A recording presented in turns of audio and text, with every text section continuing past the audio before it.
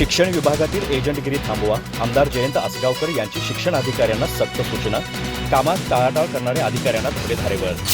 वेतन निश्चिती, फंडाची रक्कम, वैद्यकीय बिलांची रक्कम आदी कामांसाठी कोल्हापूर जिल्हा परिषदेच्या शिक्षण विभागातील अधिकारी पैसे घेतात. ही अतिशय गंभीर बाब आहे. अशा भ्रष्ट अधिकारी आणि कर्मचाऱ्यांची चौकशी करून त्यांच्यावर कडक कारवाई करा, अशा सक्त सूचना आमदार जयंत आसगावकर यांनी शिक्षण अधिकारी एकनाथ आंबोकर यांना दिल्या. कामात टाळाटाळ करणाऱ्या आणि एजंटांना पाठीशी घालणाऱ्या अधिकाऱ्यांना यावेळी आमदार जयंत आसगावकर यांनी धारेवर धरले.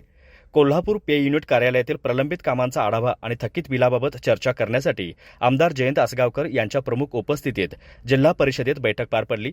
या बैठकीला माजी आमदार भगवानराव साळुंखे, कोल्हापूर शैक्षणिक व्यासपीठाचे अध्यक्ष एस.डी. लाड, कोल्हापूर मुख्याध्यापक संघाचे चेअरमन सुरेश संकपाळ आदींसह अन्य पदाधिकारी उपस्थित होते. वेतन निश्चिती, फंडाची रक्कम, वैद्यकीय बिलाची रक्कम मिळण्यासाठी भविष्य निर्वाह निधी पथक शिक्षण समिती येथे वारंवार हेलपाटे मारावे लागत असल्याची तक्रार शिक्षक आणि शिक्षकेतर कर्मचाऱ्यांनी आमदार जयंत आसगावकर यांच्याकडे केली होती. या पार्श्वभूमीवर आमदार जयंत आसगावकर यांनी तातडीने बैठक बोलावली. यावेळी बोलताना आमदार जयंत आसगावकर म्हणाले, जिल्हा परिषदेच्या शिक्षण विभागात एजंटगिरीची चलती सुरू आहे. या एजंटांना अधिकारी वर्ग पाठीशी घालत आहे. या एजंटांशिवाय बिले मंजूर होत नसल्याचं वास्तव आहे.